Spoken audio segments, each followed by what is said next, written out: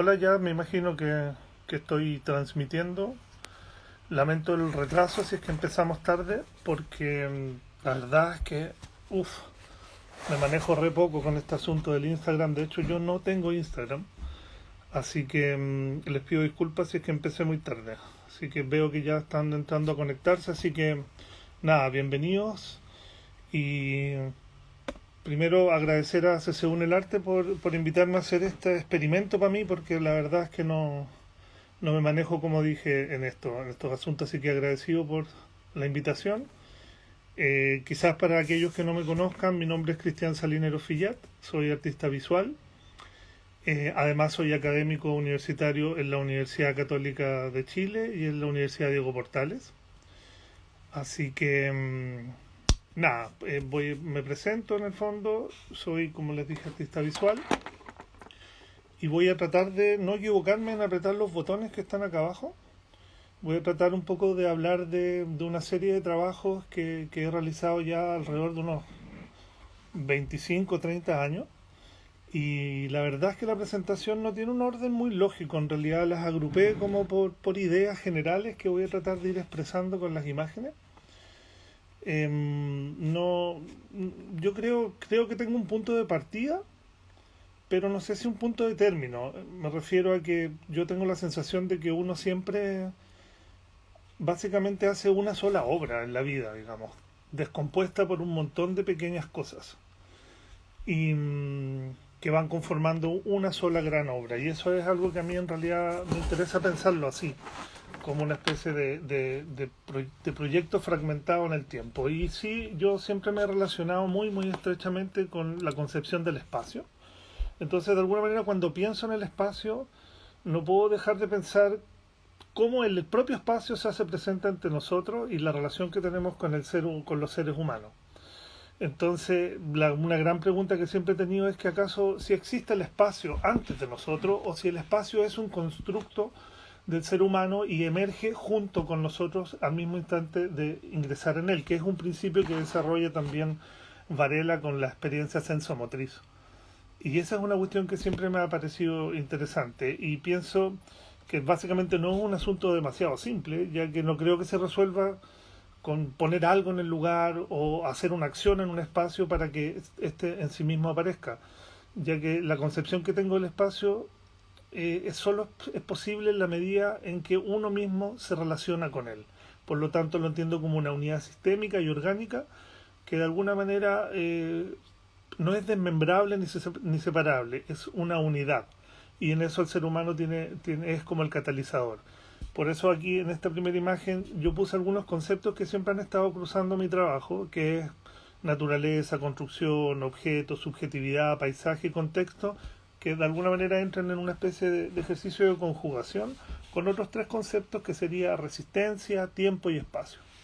Entonces, para no latear tanto con la explicación, voy a tratar de irme a un trabajo que inicialmente a mí me hace mucho sentido y que es de hace unos 30 años atrás, que un proyecto que fue mi examen de título. Yo hubo un tiempo en que me trasladé, yo salí de la universidad, de la escuela de arte, y yo estudié en la Universidad Arcis, y en realidad lo primero que hice fue irme, en vez de quedarme, lo primero que hice fue irme.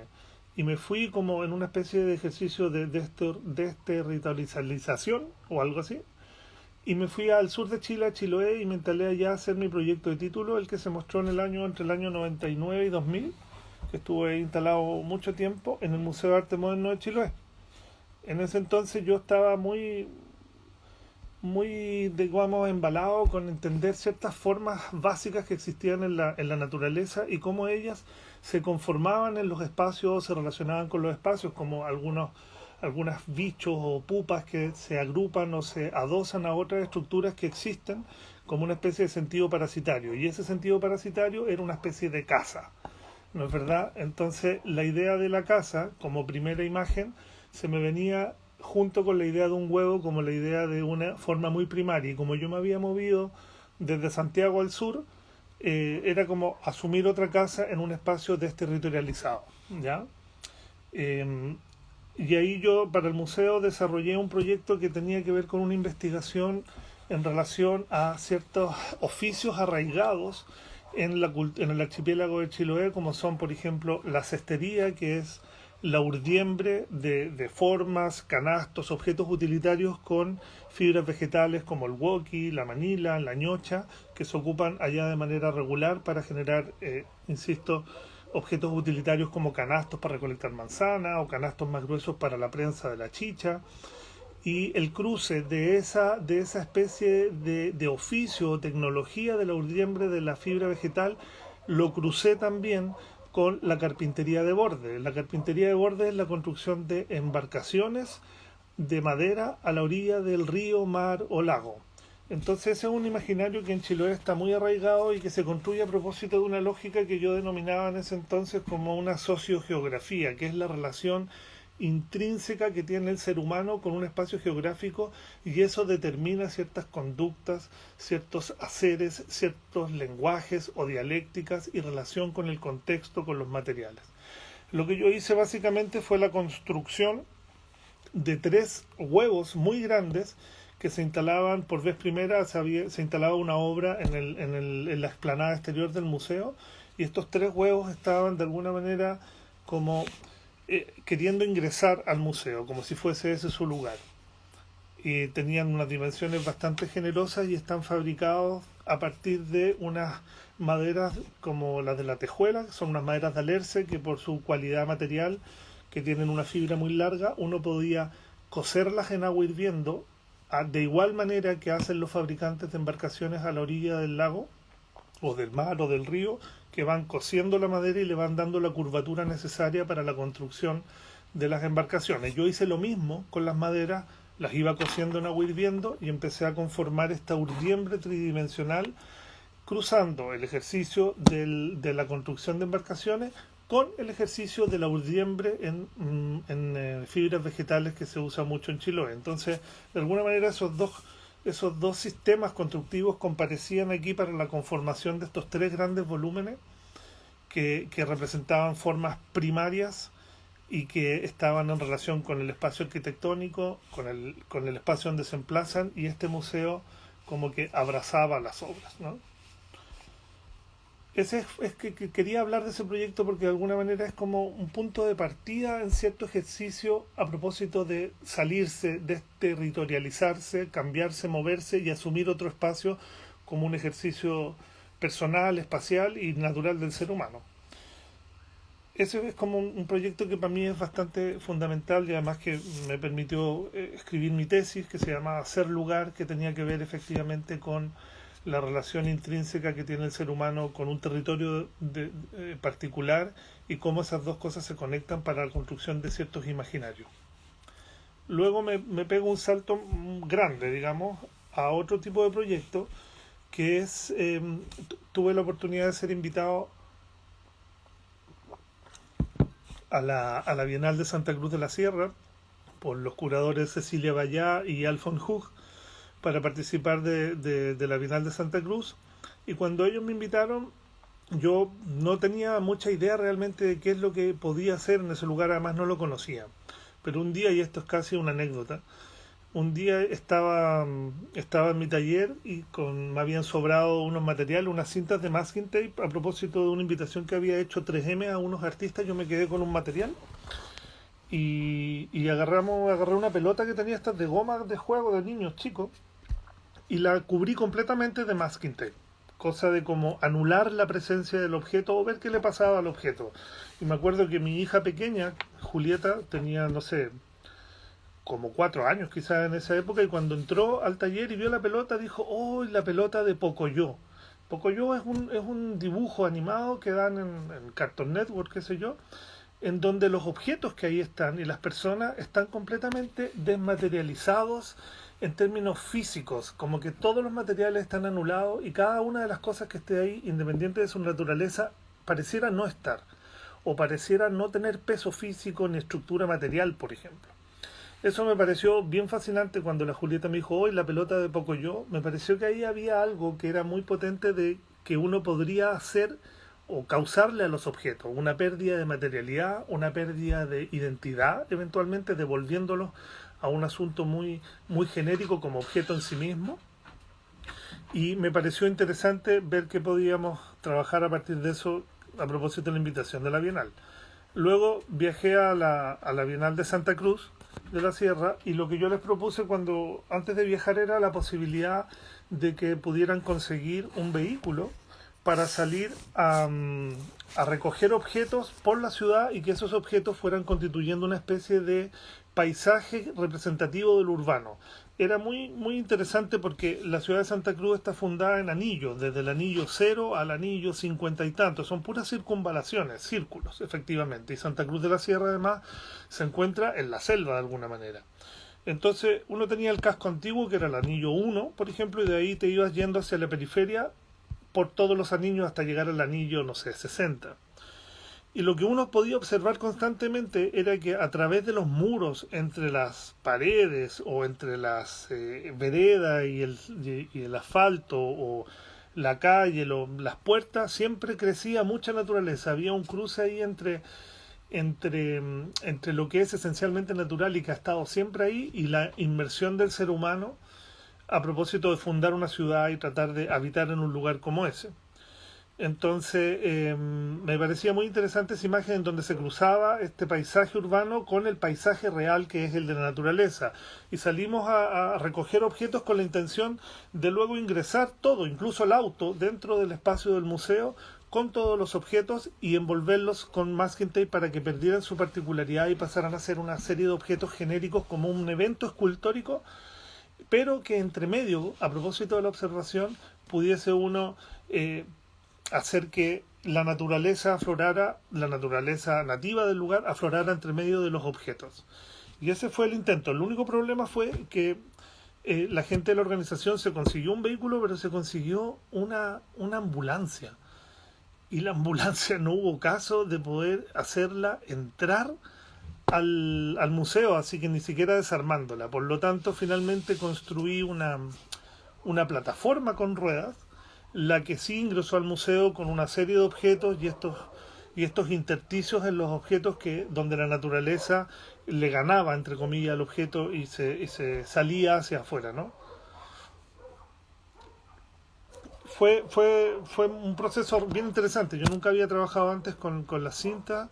Sí había trabajado con objetos, pero no había trabajado con la cinta. Y esta idea de poder sacarles el peso a los objetos, restarles fisicalidad, restarles presencia particular y devolverlos a un estado como genérico, casi silenciado, me parecía que era una opción interesante.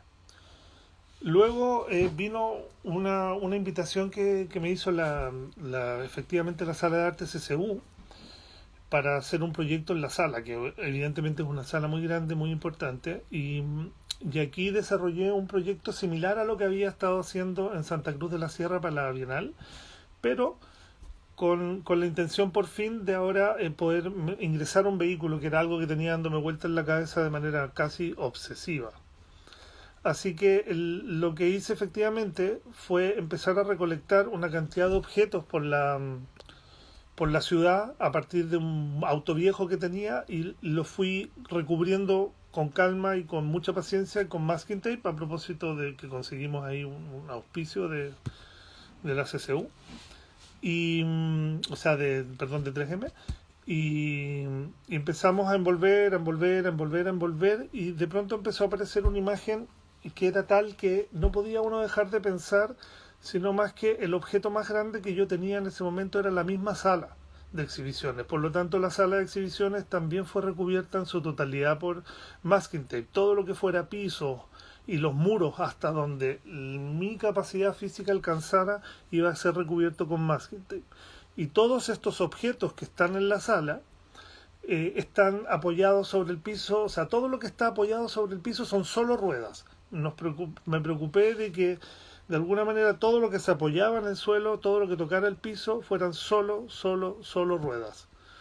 Entonces aquí hay una serie de eventos o ejercicios escultóricos que son súper interesantes respecto a la construcción de este paisaje urbano, entre comillas, pero también a propósito de la levedad de las cosas o la pérdida de materialidad. Mucha gente cuando ingresaba a la sala de la exhibición tenía la necesidad de ir a golpear los autos o el objeto que estuviera ahí para saber si efectivamente estaban ahí de manera física y presente o si es que era una cáscara solamente o un molde, y los objetos estaban ahí, presentes, pero perdían peso, se producía una sensación de levedad absoluta.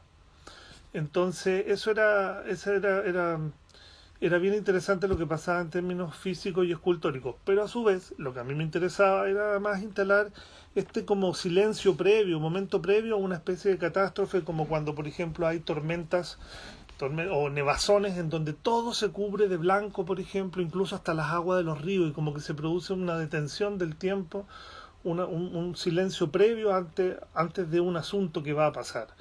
Y la verdad es que eso acontecía. Yo recuerdo que el día de la inauguración había mucha gente afuera y cuando la gente entraba a la sala, entrabas y te silenciabas, te producía una especie de recogimiento bastante especial. Estos objetos todos silenciados, con una pérdida de carácter y vueltos solamente genéricos, se producía una especie de silencio de catedral. Y dentro de la sala también habían algunos objetos en los cuales uno podía sentarse y permanecer en la sala en relación a este gran montaje. De hecho, lo interesante también era que de alguna manera cuando uno ingresaba a la obra, ingresaba a la sala, ingresabas al mismo tiempo a la obra, de nuevo a este principio sobre la relación del ser humano con el espacio y cómo el espacio en sí mismo emerge en el mismo momento en que entramos a alguno de ellos. Y se producía como digo, esta especie de silencio perpetuo que era muy interesante, una especie de fenomenología que yo no la tenía contemplada como resultado del proyecto, pero que en el fondo se transforma en una especie de experiencia sensorial en relación a los objetos o a la cotidianidad que normalmente tenemos con los objetos y que vamos perdiendo en la medida que dejamos como de verlos hasta que nos encontramos con ellos de una manera completamente distinta a como estamos acostumbrados. Entonces, luego tuve la oportunidad o sea, bueno, ahí me pasó algo especial, que en el fondo, con la experiencia que había tenido en Costa Rica, perdón, en Santa Cruz de la Sierra, y la construcción de esta especie de imaginario urbano a través de la recolección de objetos, y luego una situación similar a propósito de la recolección de objetos en la ciudad de Santiago, vino una invitación para hacer un proyecto en Maco, en la zona Maco, en, claro, en la zona Maco en México, en la feria, y ahí lo que hice fue que fui dos veces. La primera vez fui a conseguir un carro de estos que ocupan los mexicanos en la calle, se llaman pepenadores, que son los recolectores de objetos o los que truecan objetos. Entonces, ellos iban con un carro gigante con ruedas de auto, recorriendo la ciudad por ciertos sectores o distritos que ellos tienen asignados, y estos carros se van llenando de cosas que se van juntando de manera muy incestuosa a veces dentro de este espacio de los carros. De repente se junta una bicicleta con una lavadora, se junta un velador con un colchón o una escalera con una piedra. Entonces ese lugar, ese espacio que nace al interior del carro del pepenador me parecía potencialmente interesante para la producción de una especie de evento escultórico que se producía en el recorrido. Entonces lo primero que hicimos fue conseguir un carro y efectivamente después hice el ejercicio de recolectar en un distrito determinado una serie de objetos que me permitiera la construcción de esta especie de escultura que también es capaz de resumir el escenario o el imaginario del paisaje de una parte a lo menos de Ciudad de México. Y cuando lo instalé en la feria, lo que hicimos fue también ocupar todo el todo el espacio de exhibiciones, lo recubrimos completamente el piso, los muros, e instalamos el carro en este espacio de exhibición y un solo show que se hizo en un proyecto y la pieza tenía bueno la escala natural de los objetos y se relacionaba muy bien con el espacio y recogía, como decimos, esta especie de paisaje urbano que estaba instalado en la ciudad de Ciudad de México. Luego, y esto como les decía, agrupado un poco por idea, tuve la oportunidad de ser invitado a la Bienal de Arte Contemporáneo de Guatemala por Alexia Tala y uy, no me acuerdo de otra persona, me va a perdonar. Y aquí efectivamente propusimos tratar de volver a reinstalar o ir viendo cómo estaban aconteciendo, cuáles eran las cosas que se iban repitiendo en ciertas capitales latinoamericanas para conformar esta especie de lenguaje de objetos o lenguaje de ciudades asociadas a los objetos y qué asuntos o eventos se iban repitiendo en cada una de estas ciudades.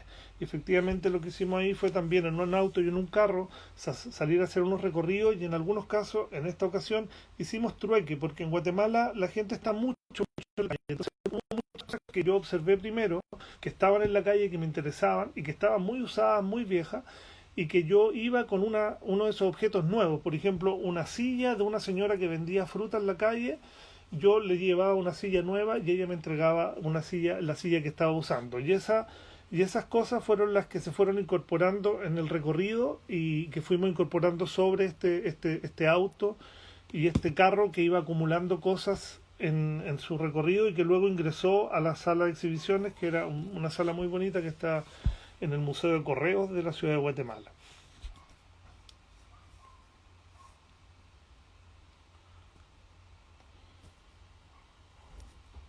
Después, a propósito de eso y la idea de trabajar con los objetos y ver cómo estos objetos eventualmente se transforman o se transfiguran bajo la manipulación humana, vino un proyecto a propósito de una invitación para la Galería 713 Arte Contemporáneo en Buenos Aires, en donde cuando había estado en Santa Cruz de la Sierra, había visto una imagen que me pareció muy curiosa, que es una que seguramente ustedes van a ver ahora, que es de una señora que vendía figuras inflables. Y ese personaje me pareció muy alucinante, cómo casi desaparecía debajo de esta especie de nube en su cabeza, con estos miles de figuras inflables que proponían una especie de fantasía dentro de la mente. Entonces yo hice algunos dibujos, que por ejemplo uno de ellos es el que está ahí al lado. Y a partir de esos dibujos propuse la construcción de una imagen dentro del espacio de la galería.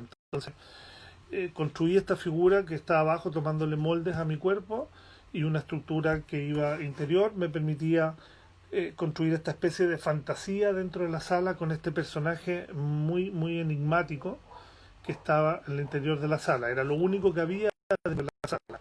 Y la relación que tenía la zona con lo que era bien curiosa, a veces agachaba para saber si había alguien ahí o no. Pero nada, eso fue una experiencia que tenía un grado de humor que me parecía interesante, que tenía un grado de complicidad con las personas en la medida que producía una reacción. Y por otro lado, jugar un poco espacialmente con la sala, que era una sala pequeñita, y con esta especie de fantasía que proponían estos objetos, ¿no? Este objeto instalado ahí. Un momento que se me movió algo acá y me perdí. En fin. Luego, no sé si me imagino que ustedes conocen una sala que es la sala Tajamar, que estaba en las Torres Tajamar, una sala muy bonita, que me propusieron desarrollar un proyecto ahí y justo en ese momento a mí me pilló un poquito, era un periodo que no era muy bueno para mí, que no lo estaba pasando muy bien. Y sí, volver a reeditar ese proyecto que había exhibido en Buenos Aires, lo he pensado muchas veces, se llamaba, y, pero en este caso se llamaba Lo he pensado muchas veces otra vez. Y en este caso, la figura que está construida al interior de la sala, hoy no sé por qué se está pegando esto, al interior de la sala, en vez de estar cubierta toda la cabeza y casi la mitad del cuerpo, lo que yo hice fue que dejé una parte importante del cuerpo descubierta, es decir, casi solamente los globos están en la cabeza, las figuras inflables están en la cabeza, y dejé a la vista una parte importante del cuerpo, ya con la intención de instalar en el cuerpo, eh, en fin, no sé si ahí se alcanza. Entonces la idea era poder instalar a la vista un aspecto más bien siniestro en el lugar. Y me pareció interesante a propósito de ese momento feo que yo estaba pasando y que me gustaba, digamos, poder vertir esa sensación en este personaje que tenía algo de malicioso, a pesar de que en su cabeza estaba lleno de globos y fantasías muy lindas y agradables. En su mano cargaba una pistola. Entonces teníamos una imagen de esta fantasía llena de colores. De hecho, cuando yo estaba montando todo esto, inflando los globos, una cantidad de niños que llegaban a jugar y todo, y de pronto le puse la mano y puse una pistola y los niños empezaron a desaparecer.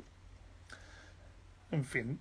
Después, pegándome un salto, me volví a la idea del Masking Tape. Este fue un proyecto que se mostró no hace mucho tiempo, en el 2019, en la sala de arte contemporáneo del Centro Cultural El Tranque.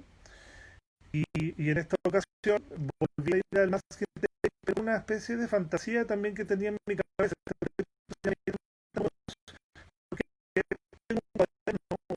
Yo chico de repente anoto ideas que son muy torpes y que digo, bueno, estas cosas son como imposibles de hacer, digamos. O no las hago de pronto, sale una inspiración, oye, vamos a hacer esta idea que no tiene cómo se materializa. De hecho, no encuentro la necesidad de dibujos, son ideas solamente anotadas, en las que me doy la libertad de escribir puras tonteras que sé que no se pueden hacer, y de pronto apareció esta invitación y dije, bueno, vamos a ejecutar una de ellas, y de alguna manera tuvo, se me vino a la cabeza a propósito de esa anotación una forma de estas imágenes que tienen los dibujos animados para poder ilustrar una pelea en donde se produce una especie de nube gigante que se llena de cosas que se asoman por la nube, patas, a veces muebles o formas o un montón de cosas que aparecen pero que no se ven del todo ni completas, y esta nube es capaz de juntarlas, de aglutinarlas, como me acuerdo que había antes la ferretería que comprar, y justo ahí al lado de la caja había una publicidad de Poxipol, y tenía ahí una masa que tenía pegados tornillos, golillas, pedazos de madera, vidrio, un poco eso, esta especie de situación inmaterial que era capaz de reunir una cantidad de cosas que provenían de lugares completamente distintos. La sala es una sala larga, grande, y lo que yo quise hacer fue como construir al interior un objeto que no podría ni entrar ni salir de la sala. Es decir, una especie de nube gigante, casi como un estómago, como una masa informe, que era capaz de tragarse un montón de objetos, situaciones o cosas. Que estos objetos o situaciones perdieran su naturaleza y se fueran desfigurando en una unidad que las unía, valga la redundancia, esta especie de masa gigante que estaba ahí. O la idea también como que se me venía a la cabeza conversando con Javier González, que hizo las veces de curador ahí, que conversamos mucho, y él escribió un texto muy bonito, de esta idea también incluso del estómago, del tornado que agarra cosas y se las lleva, de estos asuntos como inmateriales que no tienen forma pero que son capaces de aglutinar muchas cosas o muchas formas. ¿Ya? Apareció esta imagen en la cabeza con la idea de que es capaz de jugar cosas. Lo que yo hice fue dentro de la sala. Fue una especie de residencia. Yo creo que haber estado trabajando, me dijeron que pasaran las imágenes más lento. Ok, yo creo haber estado trabajando dentro de la sala aproximadamente unas 2 semanas, 2 o 3 semanas, construyendo esta forma que de alguna manera habita con la sala, y se produce una cuestión interesante para mí también entre, entre la forma y la arquitectura. Entre ellas dos se produce un espacio intersticial, que es donde uno podía transitar en la sala, y que te permitía de alguna manera, o no te permitía, mejor dicho, nunca podías ver toda la obra de una sola vez. Por lo tanto, te obligaba a hacer un recorrido en ella para ir de alguna manera descubriendo esta especie de estómago gigante que tenía una cantidad de cosas en su interior y que en algunos casos se asomaban por porciones y que dejaban ver cierta naturaleza de cada uno de esos objetos que esta masa informe era capaz de contener. Habían sillas, escaleras, muebles, ramas, piedras, jaulas, no sé, ahora no me acuerdo el letrero, señalética. Esto fue en el, sí, lo mencioné al principio, que esto fue en el Centro Cultural del Tanque de la Corporación Cultural de Lo Barnechea, y fue una pieza muy muy bonita. Yo quedé muy contento y, como decía, me instalé ahí casi 2 o 3 semanas a construirla adentro como una especie de residencia. Y lo bonito también de esta experiencia que en el fondo es la construcción deseosa y construcción casi obsesiva de esta forma o de esta idea tonta número 2, sabiendo que al final de la exhibición esto se destruye y se desmaterializa completamente, porque no puede ni entrar ni salir. Y esa situación también me parece interesante, la idea de la impermanencia que tienen estos proyectos, en los cuales son, por mucho que demandan un ejercicio físico importante o material o espacial, no tengo ningún interés ni me parece tan fascinante que permanezcan necesariamente per sécula en el tiempo, digamos. Como les decía, estaba lleno de objetos de distinta naturaleza, distinta índole que provienen de distintos lugares y me parece interesante que esta especie como digo, se le pudiera ir tragando, digiriendo lentamente.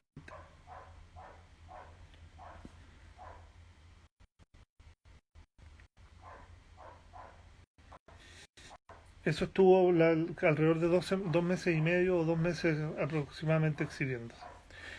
Yo en un periodo de mi vida profesional tuve la oportunidad de cursar estudios de posgrado en Alemania, casi 3 años, y a mi regreso, la primera invitación que tuve para desarrollar un proyecto fue de Alberto Madrid para la sala Punta Ángeles en Valparaíso, que es una sala muy linda que está muy cerca de la Plaza Sotomayor, que es una sala subterránea, larga, que está abajo en el plano. Y además ese año la curatoría estaba enteramente pensada a propósito de los poemas de Juan Luis Martínez. Entonces cuando Alberto me invitó, yo fui a ver la sala y me propuse generar una especie de relación entre el espacio, la vida y la relación con los seres humanos. Y lo que propuse era construir una trama gigante suspendida como una especie de jaula utópica. De hecho, el proyecto se llamaba La Utopía de la Jaula, construida con bambú, con coligües tipo bambú y unidas con cintas de masking tape. Era una mega estructura en la sala que tomaba los pilares del centro de la sala, que eran como 6 u 8, no recuerdo ahora, y la estructura estaba suspendida en la sala, no toca el piso, nunca. Está adosada a los pilares como una especie de parásito, como una especie de jaula, pero que tampoco lo es tal, porque los espacios intersticiales de la misma jaula o de la misma estructura son muy permeables. Y lo que hice fue incorporar dentro de la exhibición, que además cerraba el año de exhibiciones, y por lo tanto iba a durar casi 3 meses, incorporé una serie de pájaros dentro de la sala que se movían muy libremente. Incorporé 10 diamantes, que son unos pajaritos muy pequeños, que tienen el pico rojo y que no cantan, solamente hacen quick, quick, muy suavecito. Y cuando los solté dentro de la sala, lo primero que hicieron naturalmente fue ir a meterse en el centro de esta estructura. En el centro de esta estructura que estaba ahí suspendida. Y alrededor de los muros, en los muros yo puse los comederos y los bebederos. Y los pajaritos se quedaron ahí habitando la sala, habitando la escultura, habitando el espacio, durante 3 meses. Ya, para mi sorpresa, y que fue un fenómeno que yo no tenía contemplado y que me pareció muy interesante, que ahí empiezan a aparecer ciertas lecturas respecto a asuntos periféricos que a veces pasan, ocurren, o fenómenos que a veces ocurren en ciertas cosas que uno desarrolla. Los pajaritos fueron a los 2 meses y medio sacando con el pico pequeñas fibras del bambú para ir construyendo nidos y empezaron a habitar la escultura para reproducir. Las aves ya tenían un cierto afecto incluso a las personas y no se movían mucho y de hecho la gente podía interactuar con los diamantes. A veces se comunicaba, o sea, les daban alimento incluso, se acercaban y eso era interesante. Yo creo que me voy a ir apurando un poco porque parece que los tiempos... Pero esa era la estructura y de alguna manera las aves entraban y salían libremente, se movían libremente por la sala, las aves que en- no lo hacen. De hecho, normalmente les cuesta mucho empezar a volar porque tienen poca musculatura en sus alas, ya que nacen, viven y se mueren en cautiverio. Aquí en este lugar tenía un espacio de libertad fantástico. De hecho, la persona que estaba a cargo de la sala se enamoró de los pájaros y cuando terminamos la exhibición, él se los llevó porque eran su compañía por 3 meses y se llevó los 10 diamantes para su casa. Yo le regalé una jaula grande y él se los llevó. Después vinieron unos proyectos que estaban relacionados con una curatoría sobre el trabajo con la naturaleza y invitaron a Sebastián Pris, a la Julen Birke y a mí a que fuéramos ocupando el cubo de exhibiciones que tenía metales pesados en la librería. La idea era que fueron 6 exposiciones y cada uno iba a hacer 2 exhibiciones. El primero empezaba con una exhibición y el segundo ocupaba parte de lo que había hecho el anterior. Y en este caso a mí me tocó este proyecto ocupar parte de lo que había hecho la Julen originalmente, la Julen Birke, que había instalado unos abedules al interior a propósito de su familia. Y yo cuando ingresé a la sala lo que propuse fue cortar el espacio por la mitad, una especie de horizonte, instalar una especie de horizonte como si fuera un paisaje, y en la parte superior instalar efectivamente un paisaje que iba a ir creciendo al sembrar pasto, pero yo dejé que parte del árbol que tenía la Julen cruzara hacia arriba, hacia ese escenario, de manera que se produjera un desajuste en la relación de escalas del paisaje. Entonces el abedul tenía una escala infinitamente mayor al paisaje que yo había instalado, que más bien estaba referido, por ejemplo, al valle chileno. Y además sembré algunos vegetales, de manera que cuando fueran creciendo, también fueran creciendo en una escala distinta. Esto pasaba arriba. Y abajo, lo que a mí me interesaba era, era poder... Uy, ¿qué le pasa al Instagram? Está saltando de imágenes. Abajo yo ocupaba lo que en la parte de arriba se veía como montañas de ese paisaje. En la parte de abajo eran unos árboles que estaban sembrados invertidos, que son unos elguri, unos tipos de árboles bien particulares, y que lo que eran sus raíces conformaban el paisaje de arriba, es decir, estas especies de lomas de este valle, en donde además aparecía el árbol de Julen con una escala distinta, y hacia abajo estaba creciendo este otro paisaje, pero invertido en la sala. Esa especie de desajuste, de cambio de logística o de comprensión del paisaje al que estamos habituados me parecía interesante, junto con el hecho de que además esto estuviera en constante transformación y fuera de alguna manera cambiando diariamente. Había que regarlo, había que hacer un registro diario, y esto se iba mutando hasta que efectivamente pierde su naturaleza y empieza a decantar, y el pasto se seca, porque si además el pasto tú no lo cortas, tarde o temprano también se muere o se pudre.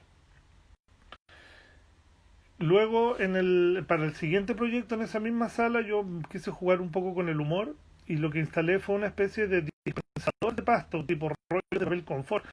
Todos hemos visto que a veces eh, uno puede comprar pasto por palmetas, que viene listo, digamos, sembrado y ha crecido, y yo en vez de cortarlo cada 50 centímetros, pedí el rollo completo.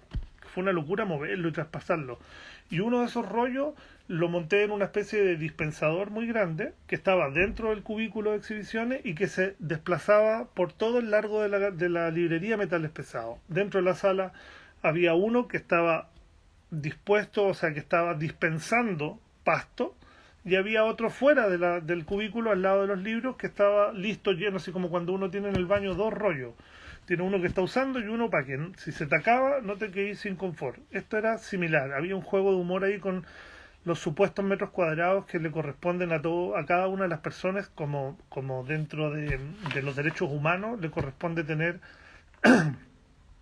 una cantidad de área verde, de alguna manera. Y esto tenía que ver con jugar un poquito con esa mentira que muchas veces se usa en las zonificaciones, o incluso en ciertas instituciones o edificios, que la normativa te obliga a tener una cantidad de áreas verdes, finalmente una cantidad de metros cuadrados. Finalmente ellos lo resuelven poniendo dos maceteros, y eso lo convierten en los 3 metros cuadrados que según la norma se les obliga a tener. Luego, ahí me pegó un salto también medio raro, pero que tiene que ver con el paisaje. Vino una exposición que para mí también es bien relevante, que es una exhibición que yo hice en la Galería de Moro, en el centro. Lamentablemente la galería ya no existe, pero un espacio precioso que está metido en un edificio bellísimo, y que además tenía una sala de exhibiciones muy linda, bajo tierra. Y yo vivo en Colina, y en Colina, al llegar a Colina, hay un pedazo de la carretera en donde hay muchas torres de alta tensión, y siempre me parecían esos objetos muy interesantes, por varias razones.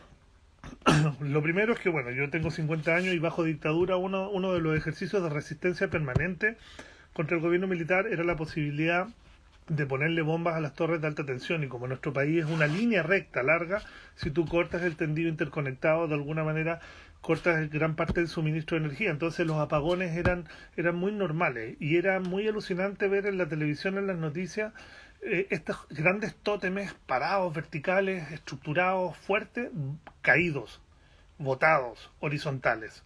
Eso por un lado me parecía interesante en este proyecto, por otro lado siempre me ha parecido muy alucinante esta idea de que de pronto uno mira un cerro muy alto y tú ves una torre de alta tensión que tú decís, bueno, ¿cómo armaron esto?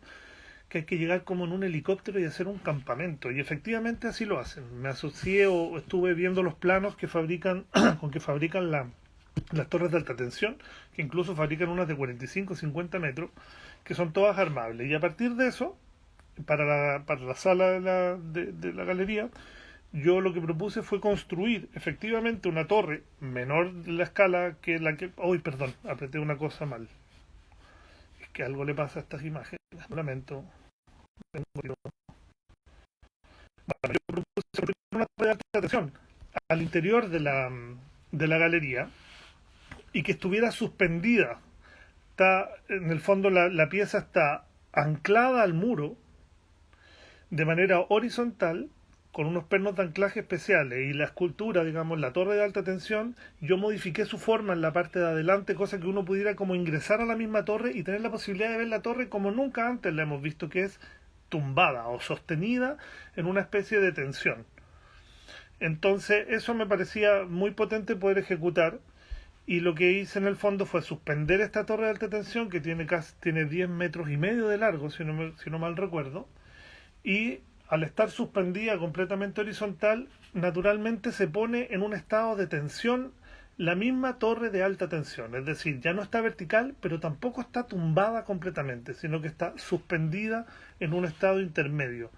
Y esa situación me parecía que era súper potente para la estructura, para el recuerdo que yo tenía de las torres de alta tensión en el tiempo de dictadura, y también jugar con el tema de la gravedad. Es decir, uno podía pasar incluso por debajo de la torre de alta tensión, pesaba como 1 tonelada, tú podías pasar por debajo, y además se producía una cantidad de sombras alrededor de la misma pieza al interior de la sala que eran bien interesantes.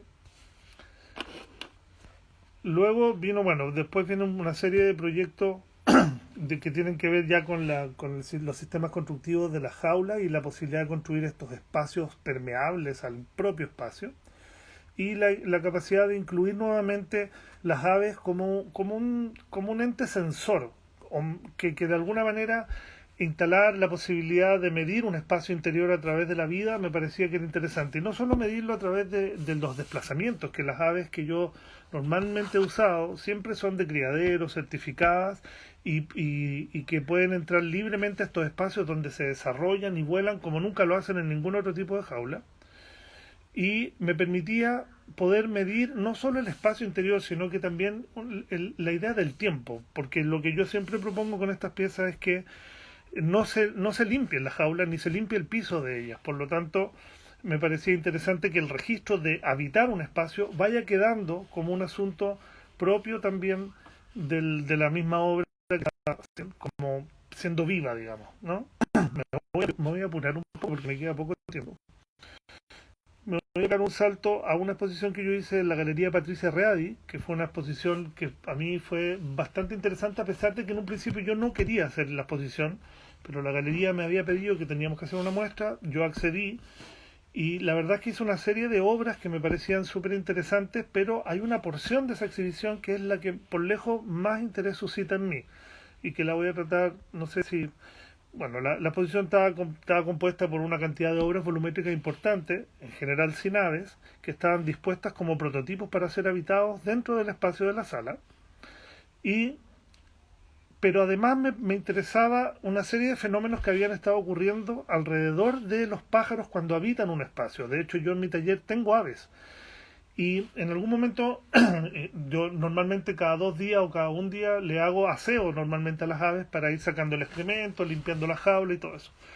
En alguna oportunidad me tocó viajar, estuve 2 semanas fuera, le pedí a mis hijas que por favor la alimentaran, le pusieran agua, manzana, huevo, todo lo que comen los pájaros, pero no les pedí que hicieran aseo, yo lo iba a hacer cuando volviera. Y cuando volví me encontré con que las aves, como defecan, el 90% del excremento lo hacen en el mismo lugar, que lo hacen siempre. Por eso que cuando uno dice, oye, más cagado que palo gallinero, es porque efectivamente las aves cagan casi siempre en el mismo lugar y siempre de pie, parados en un palito. Entonces me fijé que se había producido una especie de estalagmita de excremento, que me pareció un fenómeno súper interesante y que también me pareció un fenómeno que era como una medida de tiempo. Por lo tanto, lo que hice fue que me fabriqué unas jaulas largas un metro de largo aproximadamente, con un palito, ponía dos o tres pajaritos adentro y iba dejando que el tiempo hiciera lo suyo. ¿Qué es lo que hacían? Que los canarios iban cagando en línea.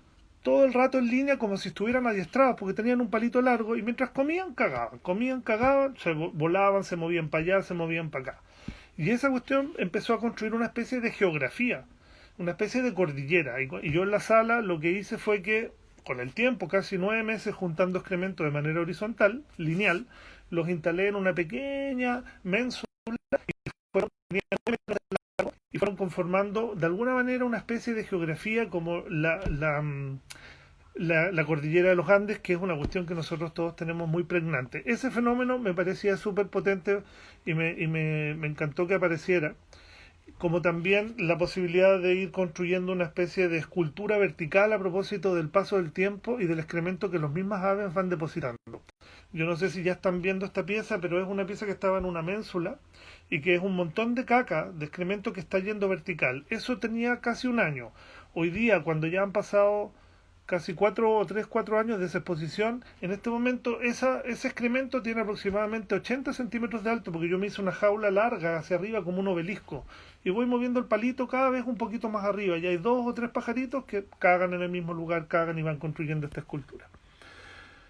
Otra pieza que me parecía súper bonita de esa exposición era que en un lugar yo puse una especie de dispensador de poleras impresas, que tenían impresas solo aves rapaces y de rapiña que viven en Chile. Las rapaces son aquellas que cazan animales vivos, y las rapaces y las carroñeras, son las que comen animales muertos. Esas poleras las podía ocupar la gente el día de la inauguración. Entonces tú te las ponías y efectivamente deambulabas entre medio de las otras personas como acechando a estas presas. Obviamente las poleras jamás volvieron a ese lugar. Y bueno, ahora me voy a pegar un salto más largo hasta el último proyecto, porque en realidad quedan como 10 minutos. Esto fue una invitación que me hicieron desde la Fundación NS Arte en Bogotá, que es una fundación muy bonita, muy importante, tiene una sala muy linda, a desarrollar un proyecto. La autoría la hizo Alexia Tala, a quien le agradezco mucho todas las conversaciones y el texto. Y la sala era una sala compleja, porque es una sala grande, tiene 2 salas, de hecho. La primera, la sala principal, es una sala muy grande, y yo lo que tenía que además proponer un trabajo que eventualmente fuera trasladable, y lo que propuse fue generar una especie de nueva arquitectura a través de las jaulas como un sistema de espacios. De hecho, la exhibición se llamaba Órdenes Sistémicos, y esta era la sala, la planta, y estos fueron los primeros bocetos, y luego, para hacerla corta, derivó en este esquema de relaciones de jaulas, que eran muchas jaulas modulares que se iban uniendo entre sí para conformar una sola unidad, y con unas curvas que además abrazaban la arquitectura. Eso y el proyecto más o menos, o sea, no más o menos, el proyecto quedó así efectivamente, se exhibió, las jaulas estaban suspendidas dentro de la sala, uno podía recorrer la sala e ingresar por debajo de ellas a unos espacios vacíos que habían entre medio. Y la idea era también que la pieza asumiera el espacio arquitectónico donde se iba a instalar. Por lo tanto, era muy importante que todo calzara y que ciertas curvas pudieran abrazar el espacio de la arquitectura de la exhibición. Los pilares verticales quedaban inscritos dentro de. También formulamos una serie de performances que se hicieron conjuntamente con la obra, con una serie de ejercicios performáticos con un artista de performance de la Universidad Javeriana de Bogotá. Y en la sala de arriba había una serie de otras obras que eran una serie fotográfica a propósito de unas cartografías que se van haciendo con excremento, una serie de huevos, y no sé si vamos a alcanzar a verlo todo, pero quería dejar un último mensaje a propósito de las performances, porque esa es una performance que hicimos al final en relación al sonido y al lenguaje, que es un asunto con el que estoy empezando a trabajar ahora, que es un poco cómo entrar en cierta comunicación con la naturaleza. Entonces, yo no sé si se escucha ahí.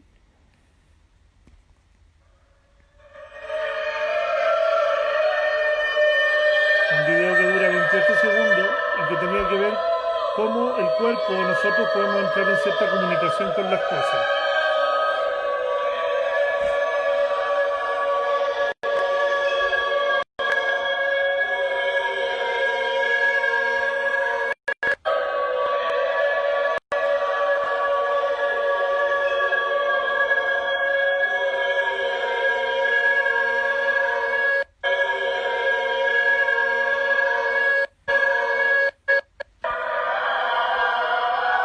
Era, bueno, eso era un poco ocupar la acústica de la sala.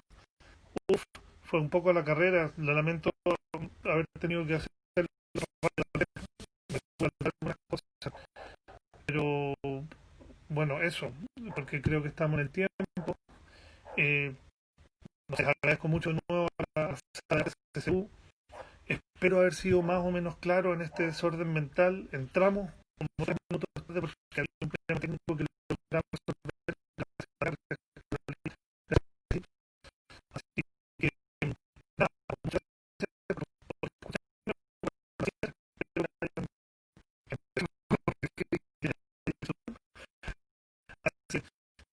Muchas gracias. Cuídense, que estén muy bien. Y si que no sé si tiene alguna pregunta, alcanzo quizás a contestar algo, quedan 5 minutos, pero no sé si. Ah, me dicen por interno que, que tenemos como 10 minutos próximos y que se escucha perfecto.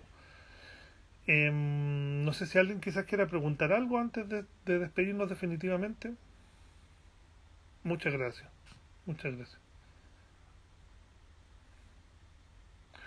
No puse obra pública porque sabía que no íbamos a alcanzar. Quizás eso da para otra conversación porque la obra en el espacio público, que a mí me interesa mucho, si bien está estrictamente relacionado con cosas que uno hace también en el taller, tiene otras reglas de alguna manera. El espacio público tiene otras lógicas y otras reglas que también condicionan un poco el trabajo. Y en este caso no quise poner proyectos de espacio público. Tampoco alcanzamos a verlo todo, pero bueno, muchas gracias por los comentarios. Muy amables. Me dicen que alcanzamos a contestar algo si alguien quisiera.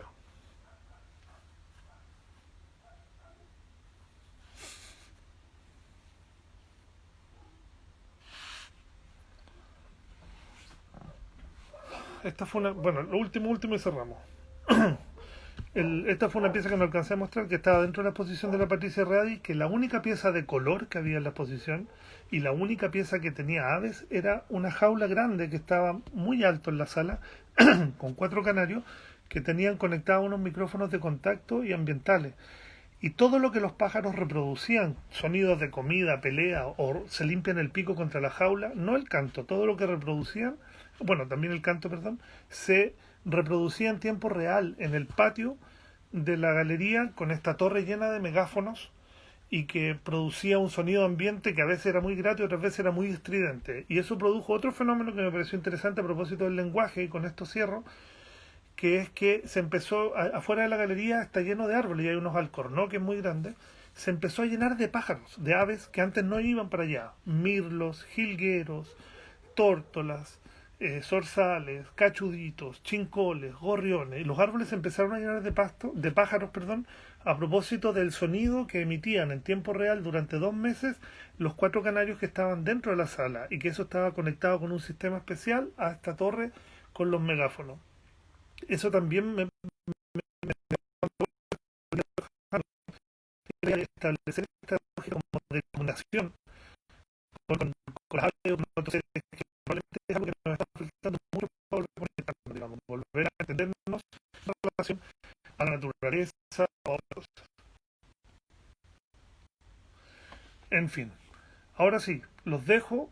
Muchas gracias. Que estén muy bien. Gracias por haber escuchado, por haberse dado la paciencia. Así que, nada, cuídense, que estén muy bien. Gracias, SSU, gracias, Carola, gracias, Isi, gracias, Adrián. Un abrazo.